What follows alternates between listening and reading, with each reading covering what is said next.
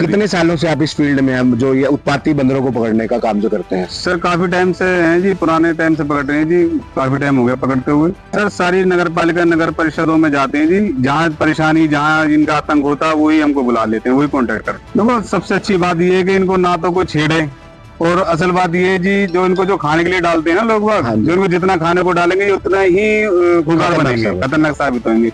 झुंड के झुंड बनाकर आते हैं। सर वही है ना, जहाँ उनको खाने को मिलता है वो वहीं पहुंचते हैं, जहाँ खाने को नहीं मिलता वहां से निकल जाते हैं वो।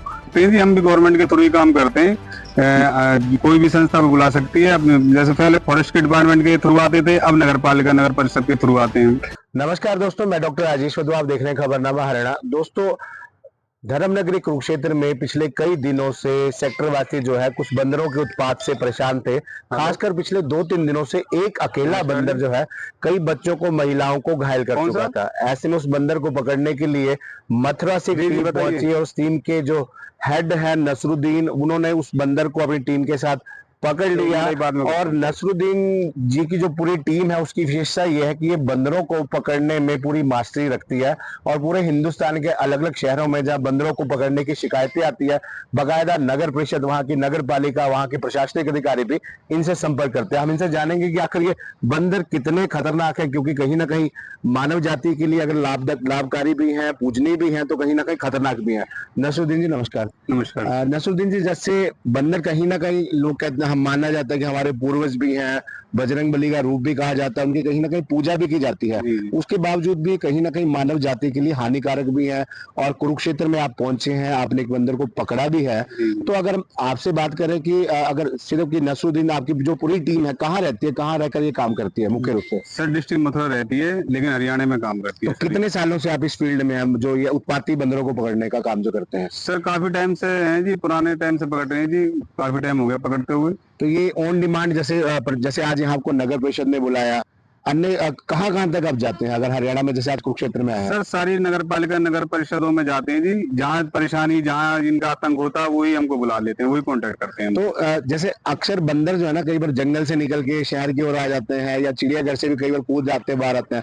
तो बंदरों से सावधानी बरतने के लिए क्या मतलब परहेज रखना चाहिए, क्या सावधानी बरतनी चाहिए? देखो सबसे अच्छी बात ये है कि इनको ना तो कोई छेड़े, और असल बात ये है जी, जो इनको जो खाने के लिए डालते हैं ना लोग बाग, जो इनको जितना खाने को डालेंगे उतना ही खुदगार बनेंगे, खतरनाक साबित होंगे। इनको जितना खाना ना डालेगा उतना ही सही रहेगा। हाँ खाना डालो, कोई बाहर के एरिया में डाल दो, रिहायशी इलाके में आप इनको हिलाओगे, खाना डालोगे तो ये उत्पाद मचाएंगे।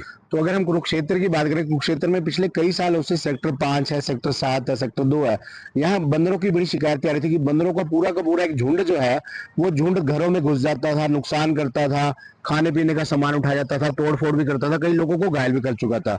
अचानक वो गायब हो जाता है, ये क्या वजह रहती है कि एकदम से आते हैं, कहीं गायब हो जाते हैं, झुंड के झुंड बनाकर आते हैं? सर वही है ना, जहाँ उनको खाने को मिलता है वो वहीं पहुंचते हैं, जहाँ खाने को नहीं मिलता वहां से निकल जाते हैं वो। जान को खाना को डलेगा ना, भाई रिहायशी इलाके में जब जब इनको खाना डलेगा, जब खाना नहीं मिलेगा ये उत्पाद मचाने लग जाएंगे। तो इनका सबसे बढ़िया रास्ता ये कि कहीं आउट एरिया में जैसे कोई पार्क है या कोई जंगल है, वहाँ इनके लिए खाना डाला जाए और वहीं इनको खिला पिला जाए, तो वहाँ सही रहेंगे। आबादी में आएंगे तो वहाँ ये खूंखार हो जाते हैं। जैसे आपको आज नगर परिषद ने संपर्क किया कि ये बंदर बड़ा खतरनाक साबित हो रहा है लोगों के लिए, कई लोगों को घायल कर चुका है, ऐसे में अगर कोई और शहर हो, मान लो कुरुक्षेत्र की कोई रेजिडेंट वेलफेयर एसोसिएशन या कोई संस्था है जहां आसपास बंदर परेशान कर रहा हो, वो व्यक्तिगत रूप से भी आपको बुला सकते हैं ऐसी सेवाओं के लिए? हाँ सर बिल्कुल बुला सकते हैं जी, हम भी गवर्नमेंट के थ्रू ही काम करते हैं। कोई भी संस्था भी बुला सकती है अपने, जैसे पहले फॉरेस्ट के डिपार्टमेंट के थ्रू आते थे, अब नगर पालिका नगर परिषद के थ्रू आते हैं। कहीं ना कहीं जैसे इन वन्य प्राणियों पर अत्याचार करना भी जुल्म माना जाता है। जैसे आप इन्हें पकड़ते हैं तो पकड़ने के बाद इनको कैसे सुरक्षित स्थानों पर भेजा जाता है? सर सबसे पहली बात बताऊं, इनको कभी भी हम मारपीट कुछ करते नहीं, सुरक्षित ही पकड़ते हैं और सुरक्षित ही छूट जाते हैं। और ये इनके लिए जगह स्थायी बताई जाती है जी, जो भी जंगल इनके लिए बताया जाता है उसी जंगल में छूटते हैं। पूरी लिखा पढ़ी, इनका मेडिकल भी होता है, मेडिकल होने के बाद तब छूटते हैं ये। जैसे आज ये बंदर पकड़ा तो इसका क्या मेडिकल हुआ या पहले परमिशन ली गई इसको पकड़ने के लिए? हाँ सर, ये इन्होंने परमिशन लिया, पकड़ने की परमिशन लेने के बाद ही पकड़ा गया सर ये। तो जैसे आपको अगर कोई संपर्क करना चाहे, कहाँ संपर्क कर सकता है? कोई फोन नंबर, कोई एड्रेस? हाँ सर हमारा नंबर है, मैं नंबर, हाँ नंबर बोल सकते हाँ हैं। सर मेरा नंबर, अगर कॉन्टेक्ट करना चाहें तो मेरा नंबर 9634494491। तो रहते कहाँ, मथुरा में रहते हैं? हाँ डिस्ट्रिक्ट मथुरा सर। तो जैसे मैं एक और अंत में ही पूछना चाहूंगा कि जिस प्रकार जैसे आपने बताया कि बंदर इकट्ठे आते हैं, अगर ना छेड़ो तो कुछ नहीं कहते और वो करो तो ये अपना भी चले जाते हैं या इन्हें पकड़ना जरूरी है, पकड़ के आप? सर मैंने बताया ना आपको, असल जो उनका रुकने का जो मेन रीजन है ना, इनका रीजन वही होता है, जितना इनको आप खाने के लिए डालेंगे उतना ही ये वो अपना एरिया और एक ग्रुप वो बना लेंगे, अपना क्या बोलते हैं, इलाका अड्डा बना लेते हैं।